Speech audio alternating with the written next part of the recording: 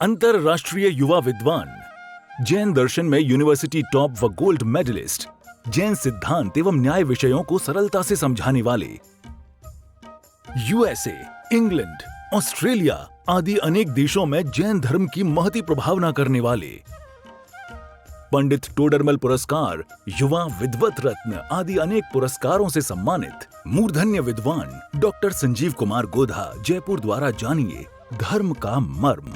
मुंबई के एक साधर्मी भाई की ओर से इन प्रवचनों का प्रसारण किया जा रहा है। चलिए इन्हीं 5 प्रकारों की चर्चा दर्शन सार नामक ग्रंथ में देवसेन आचार्य देव ने की है। देखिए क्या कह रहे हैं। एयंतम ससय्यम विविरियम विनयजम महामोहम अन्नाणम मेच्छतम निर्दिष्टम शब्दर्षिहिम। क्या कह रहे हैं।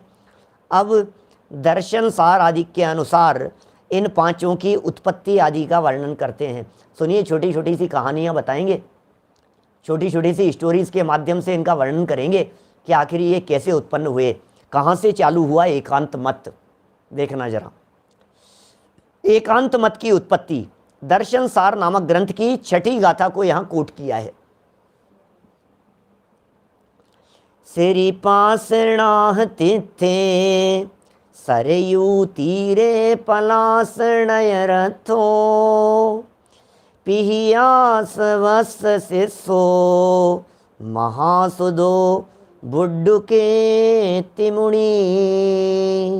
एक बार नीचे फुटनोट पढ़ लेते हैं। देखिए जरा फुटनोट में क्या लिखा है। कोई तो ये कहते हैं कि ये बुद्ध कीर्ति ही बुद्ध था, बुद्ध कीर्ति ये बुद्ध था, कोई ऐसा कहते हैं। उसने जिन दीक्षा से भ्रष्ट होकर बौद्ध मत चलाया था। माने कोई व्यक्ति ऐसा भी कहते हैं कि ये जो थे बुद्ध कीर्ति, ये बुद्ध कीर्ति पहले दिगंबर मुनिराज थे, जैन मुनि थे, फिर जैन मुनि से भ्रष्ट हो गए और बाद में भ्रष्ट होकर के इन्होंने बौद्ध मत चलाया। और अमित गति आचार्य लिखते हैं कि मौडिलायन मुनि ने बौद्ध मत चलाया और शुद्धोधन के पुत्र बुद्ध को अवतार बतलाकर पुजवाया। अभी आचार्य अमित गति कह रहे हैं ये, माने जैसा प्रमाण इनको मिला कि भाई ये किसने चलाया है, तो उसके संबंध में इन्होंने यहाँ कह दिया कि कोई मौडिलायन नाम के मुनि थे, उन्होंने बौद्ध मत चलाया और शुद्धोधन के पुत्र थे एक, उनको बुद्ध का अवतार कह करके वो पुजवाया, उनको उनकी पूजा भक्ति आराधना शुरू करवाई। देखिए क्या कह रहे हैं, कहाँ से शुरू हुआ, आखिर कब से ये एकांत मत की उत्पत्ति हुई। अर्थ, श्री पार्श्वनाथ स्वामी के धर्मोपदेश के पश्चात, पार्श्वनाथ भगवान का जब धर्मोपदेश हुआ, पार्श्वनाथ भगवान जब इस धरातल पर मौजूद थे और पार्श्वनाथ भगवान का जब उपसर्ग वगैरह दूर हुआ, उन्हें केवल ज्ञान हो गया, समवचरण के साथ में विराजमान थे, भगवान पार्श्वनाथ का उपदेश होता था। उस उपदेश के पश्चात और श्री वर्धमान स्वामी के धर्मोपदेश होने के पहले, माने महावीर स्वामी के बाद, सॉरी पार्श्वनाथ भगवान के बाद और महावीर भगवान के पहले गैप कितना था दोनों के बीच में, बोले 250 वर्ष का अंतराल था। श्री पार्श्वनाथ स्वामी का जो तीर्थ काल है, इसमें सरयू नदी के किनारे, सरयू नाम की नदी, और उस नदी के किनारे पलाश नामक नगर में श्री पिहिताश्रव मुनि का एक शिष्य बुद्ध कीर्ति नामक मुनि था। कथा सुना रहे हैं, कहानी सुना रहे हैं बहुत संक्षेप में, शॉर्ट में, एकांत मत कहाँ से उत्पन्न हुआ। सरयू नदी के किनारे पलाश नामक नगर, पिहिताश्रव नाम का मुनि, उनके शिष्य बुद्धि कीर्ति मुनि थे। अब किसी कारण से क्या हुआ, भूख प्यास परिस्थिति, रोग बीमारी, जो भी परिस्थिति बनी हो, वो किसी कारण से मछलियों को खाने लगा। समझिए, अब किसी कारण से मछलियों को खाने लगा। अब ये रेफरेंस कहाँ का दे रहे हैं, ये जो संयम प्रकाश ग्रंथ है, इस संयम प्रकाश ग्रंथ में ये जितनी बातें लिख रहे हैं, ये सब आचार्यों की लिख रहे हैं ना, देवसेनाचार्य की बात लिख रहे हैं, यहाँ दर्शन सार की बात लिख रहे हैं। मछलियाँ खाने लगा और जिन दीक्षा से भ्रष्ट हो गया, फिर लाल वस्त्र धारण करके उसने यह उपदेश दिया कि मांस में जीव नहीं है। लो, मछलियां खाने लगा पकड़ पकड़ करके, और बोलता क्या था, बोले मांस में जीव नहीं होते, मांस में जीव नहीं होते, मांस निर्जीव है। और लाल कपड़े पहन लिए उसने। अब आपको समझ में आ गया होगा। देखिए, मैं एक बात यहां बहुत स्पष्ट शब्दों में कह देना चाहता हूं। इस मिथ्यात्व के पूरे प्रकरण को पढ़ने का उद्देश्य किसी मत, किसी संप्रदाय, किसी की भावनाओं को ठेस पहुंचाना नहीं है, किसी भी संप्रदाय के ऊपर उंगली उठाना नहीं है, किसी भी संप्रदाय के संदर्भ में हम उन्हें नीचा दिखा रहे हों, उनके बारे में कुछ ऊटपटांग अनर्गल चेष्टाएं कर रहे हों, ऐसा रंच मात्र भी नहीं है। यहाँ तो सिर्फ जैसा स्वरूप है उस स्वरूप का प्रतिपादन करना ही उद्देश्य है, इसके अलावा और कुछ नहीं। हमारा किसी से कोई द्वेष नहीं है, किसी से कोई बैर नहीं है, लेकिन सत्य असत्य का निर्णय एक आत्मार्थी व्यक्ति को सदाकाल होना चाहिए। क्या सत्य है, कैसे हुआ, कैसे चला, ये सब बातों की जानकारी जरूर होनी चाहिए। ये सब जानकारियां शास्त्र के आधार से हम यहां पढ़ रहे हैं। लाल वस्त्र धारण करके उपदेश देने लगा कि भैया इसमें जीव नहीं है। अब दुनिया तो पूछेगी ना कि जीव कैसे नहीं है, क्या बात कर रहे हो। तो फिर क्या कहा, अतः जैसे फल में, घी में, दूध में और दही आदि खाने में दोष नहीं है, उसी प्रकार मांस भक्षण करने में भी कोई दूषण नहीं है, एवं मदिरा भी जलपान के समान निर्दोष है।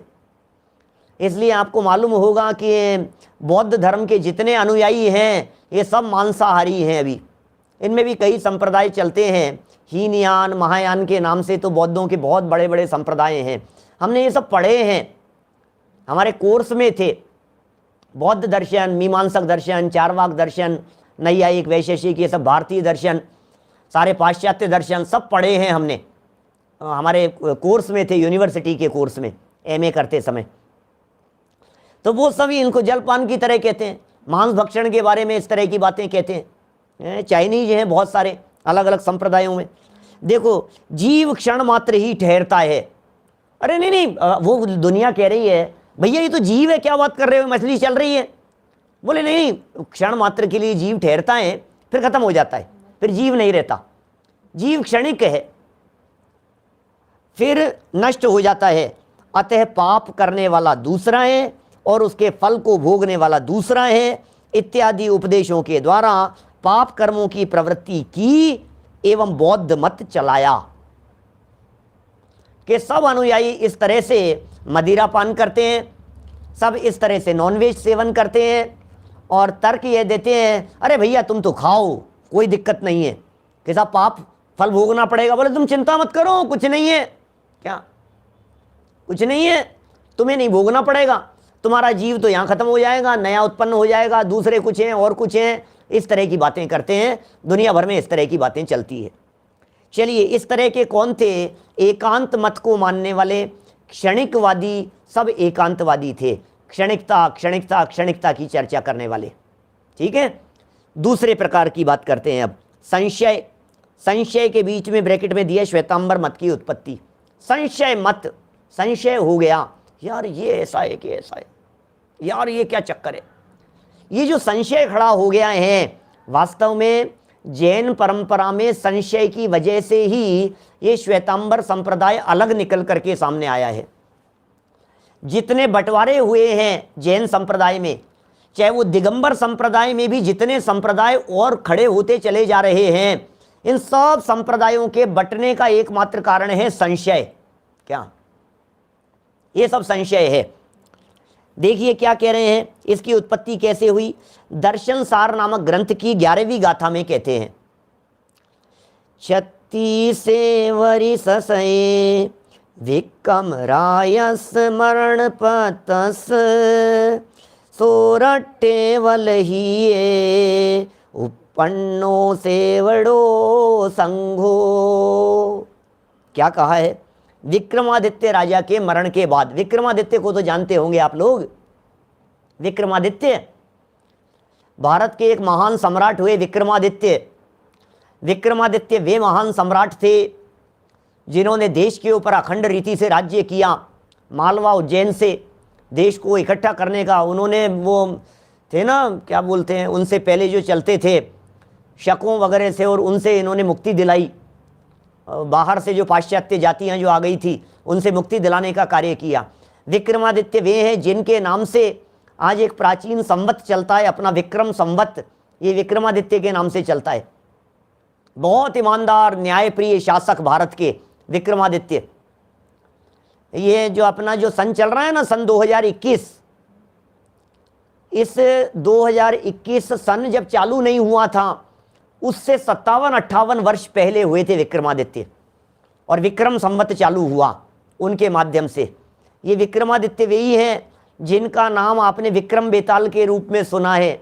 ये विक्रमादित्य वही हैं जिनके नाम से सिंहासन बत्तीसी की कहानियां चला करती थी। बचपन में जब टीवी सीरियल चलते थे, देखे होंगे आप लोगों ने कभी। 25 साल पुरानी बात कह रहा हूँ, कम से कम 25-30 साल पुरानी बात। माने सिंहासन बत्तीसी, सिंहासन का रहस्य, टीले का रहस्य, इस तरह की बातें, बहुत तरह की, ये सब विक्रमादित्य के सिंहासन का चमत्कार था। वही विक्रमादित्य। उस राजा विक्रमादित्य के मरण के 136 वर्ष बाद, जब 136 साल विक्रमादित्य को मरे हुए हो गए, उसके पश्चात सोरठ देश के वल्लभीपुर में अष्टांग निमित्त ज्ञानी श्री भद्रबाहु आचार्य, ओहो, आचार्य भद्रबाहु स्वामी का नाम सुना है? अष्टांग निमित्त के ज्ञाता थे, निमित्त ज्ञानी थे भद्रबाहु स्वामी। कैसा था भद्रबाहु स्वामी का जीवन, सुना है क्या आपने? भद्रबाहु स्वामी, अरे ये वे भद्रबाहु स्वामी हैं जिन भद्रबाहु स्वामी के निर्देशन में उत्तर भारत से दक्षिण भारत की तरफ चले गए सारे मुनिराज। ये वही भद्रबाहु स्वामी हैं जिन भद्रबाहु स्वामी के शिष्य थे सम्राट चंद्रगुप्त मौर्य। क्या ये वही हैं? ये अष्टांग निमित्त ज्ञाता थे। ये अष्टांग निमित्त के ज्ञाता। निमित्त ज्ञान, निमित्त ज्ञान जानते हैं आप? निमित्त ज्ञान क्या होता है? क्या ये अष्टांग निमित्त वाले ये भद्रबाहु दूसरे हैं, ये भद्रबाहु द्वितीय होने चाहिए, क्योंकि उनका काल ईसा पूर्व 324 के आसपास का है, और ये विक्रमादित्य के बाद का काल है, विक्रमादित्य के आसपास का काल है। लेकिन अष्टांग निमित्त ज्ञानी थे। आप जानते हैं अष्टांग निमित्त ज्ञानी क्या होता है? अष्टांग निमित्त ज्ञान क्या चीज होती है? निमित्त ज्ञान, निमित्तों को देख करके भविष्य जान लेवे, परिस्थिति को देख करके पता लग जाए क्या होने वाला है, भविष्य की निश्चितता की घोषणा करता है ये निमित्त ज्ञान। अष्टांग निमित्त ज्ञान की चर्चा की है यतिवृषभ आचार्य देव ने तिलोय पर्णत्ति में। तिलोय पर्णत्ति नामक ग्रंथ में 4थे अध्याय के श्लोक 1002 से लेकर के 1016 तक अष्टांग निमित्त ज्ञान के माध्यम से भविष्य फल जानने की चर्चा की है। बोलो, स्वर निमित्त ज्ञान, भौम निमित्त ज्ञान, अंग निमित्त ज्ञान, धरती देख करके बतला देवे कि इस धरती के अंदर नीचे जमीन में पानी है या नहीं है, अंग देख करके बतला देवे, नाखून देख करके बतला देवे, चेहरा देख करके बतला देवे क्या घटित होने वाला है इसके साथ में, स्वर देख करके। भगवती आराधना वगैरह में मुनिराजों के स्वर अंग आदि को देख करके इस बात का निर्णय करते हैं कि ये संलेखना के अधिकारी हैं। बोलो, विक्रमादित्य को है 2077 वर्ष हो गए, 2078वां शुरू हो रहा है 5-7 दिन बाद में, सन 2000 विक्रम संवत 2078 2078। मेरा कहने का मतलब यह है कि ये जो भद्रबाहु स्वामी अष्टांग निमित्त ज्ञाता थे, उनके शिष्य परंपरा में शिष्य के शिष्य शांति नामक आचार्य के शिष्य जिनचंद्र ने श्वेतांबर संप्रदाय चलाया। जिनचंद्र नामक मुनिराज ने, जिनचंद्र साधु थे, जिनचंद्र मुनिराज थे, और उन्होंने इस संप्रदाय को आगे चलाया है, ये बात यहाँ कह रहे हैं। चंद्रगुप्त मौर्य जैन मुनिराज थे, आचार्य भद्रबाहु स्वामी से दीक्षा ली है। चंद्रगुप्त मौर्य के नाम से श्रवण बेलगोला में बाहुबली स्वामी के सामने वाला जो पर्वत है चंद्रगिरी पर्वत, वो चंद्रगुप्त मौर्य के नाम से चंद्रगिरी है उसका नाम। श्रवण बेलगोला वाला जो पर्वत है ना, सामने वाला पर्वत, दर्शन किए होंगे आपने, सामने की पहाड़ी, उस पर्वत का नाम चंद्रगिरी चंद्रगुप्त मौर्य के नाम से है। चंद्रगुप्त मौर्य दिगंबर साधु हो गए, भद्रबाहु स्वामी के शिष्य थे ये। क्या देखिए, जिनचंद्र स्वामी ने ये चलाया। मान्यताएं देखो, इस संप्रदाय का नाम क्या दिया है इन्होंने? संशय मत। इसको नाम दिया है संशय मत। ये नाम क्यों दिया गया? संशय कैसे दिया? 5 बातें यहाँ कह रहे हैं संशय के बारे में। 6 बातें। नंबर 1, इस संप्रदाय में अनेक बातें सिद्धांत से विरुद्ध चलाई, जिनमें से कुछ बातें ये है। नंबर 1, स्त्री पर्याय से भी मुक्ति हो जाती है। श्वेतांबर संप्रदाय में ऐसा माना जाता है, स्त्री पर्याय से मुक्ति हो जाती है। तो साहब इसमें संशय का क्या काम है? बोले संशय का सबसे बड़ा काम यह है कि दिगंबर परंपरा में भी स्त्री मुक्ति कही है। अरे साहब क्या बात कर रहे हो आप? अरे सुनो तो सही बात, नहीं सुनोगे तो समझ में नहीं आएगी, गहराई से समझिए आप। देवीलाल जी साहब बिल्कुल सही कह रहे हैं, अंतिम मुकुटबद्ध शासक थे चंद्रगुप्त मौर्य। चंद्रगुप्त मौर्य अंतिम मुकुटबद्ध शासक थे। चलिए बात क्या कह रहा था मैं, ये कह रहे हैं कि स्त्री पर्याय से मुक्ति की, हाँ जी होती है ना, लेकिन भाव स्त्री वेद से मुक्ति होती है, द्रव्य स्त्री वेद से नहीं। अब संशय हो गया कि साहब यहाँ तो स्त्री वेद से मुक्ति लिखी है, तो उसमें ये संशय मान लिया गया कि स्त्री पर्याय से भी मुक्ति होती है। ये संशय खड़ा हो गया, ख्याल में बात, ये संशय मत खड़ा हो गया, वहां से विपरीत बात चल गई। अपने मोक्ष मार्ग प्रकाशक ग्रंथ में पेज नंबर 147, 147 नंबर पेज पर स्त्री मुक्ति निषेध प्रकरण में पंडित जी साहब ने इस बात को बहुत खोला है। आगे चल करके तो फिर बहुत सारी बातें हो गई, फिर बहुत सारी बातें नई जुड़ गई, बहुत सारे अलग अलग तरह की बातें खड़ी हो गई। लेकिन संशय कहाँ से खड़ा हुआ? संशय जो स्टार्टिंग पॉइंट की बात कर रहे हैं जितेंद्र जी साहब, ये तो जिस पॉइंट पर शुरू हुआ था ना मत, वहां क्या संशय खड़ा हुआ था उसकी चर्चा कर रहे हैं। देखिए क्या कह रहे हैं। तो पहला हो गया स्त्री मुक्ति। दिगंबर परंपरा भी स्त्री मुक्ति मानती है, लेकिन भाव वेद की अपेक्षा से, क्या द्रव्य वेद की अपेक्षा से नहीं मानते। लेकिन भ्रम ऐसा खड़ा हो गया कि वो द्रव्य वेद से भी मुक्ति की बात चल पड़ी। नंबर दूसरा पॉइंट, केवली भगवान भी मनुष्यों के समान कवला आहार करते हैं। अब शास्त्रों में, जैन परंपरा के शास्त्रों में केवली के आहार की चर्चा आई है। केवली भगवान के आहार होता है। आपने सुने 6 प्रकार के आहार होते हैं, 6 प्रकार से आहार होते हैं। उनमें केवलियों के नौकर्म आहार कहा गया है। केवलियों के भी आहार कहा है, अनंत भगवान के भी आहार कहा गया है, लेकिन नौकर्म आहार कहा गया है। संशय क्या खड़ा हो गया कि जैसे ही केवलियों के आहार शास्त्र में पढ़ा, आगम में पढ़ा, और ये मान लिया गया कि केवलियों के कवल आहार होता है। कवल माने होता है ग्रास। कवल कहते हैं एक घास को, ग्रास को कहते हैं कवल।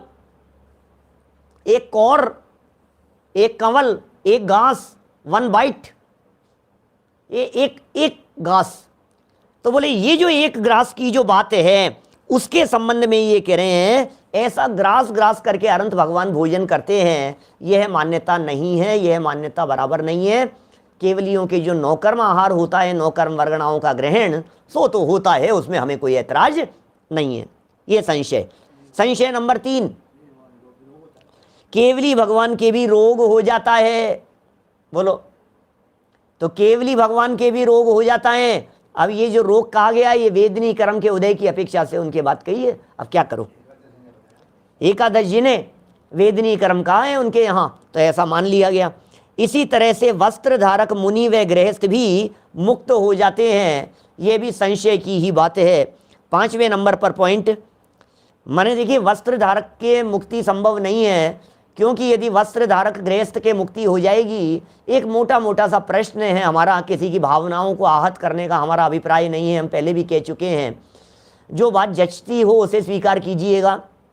हमें यह कहना है कि यदि कपड़े पहने पहने भी मुक्ति हो जावे घर गृहस्थी में रहते हुए, तो फिर साधु बनने की क्या जरूरत है?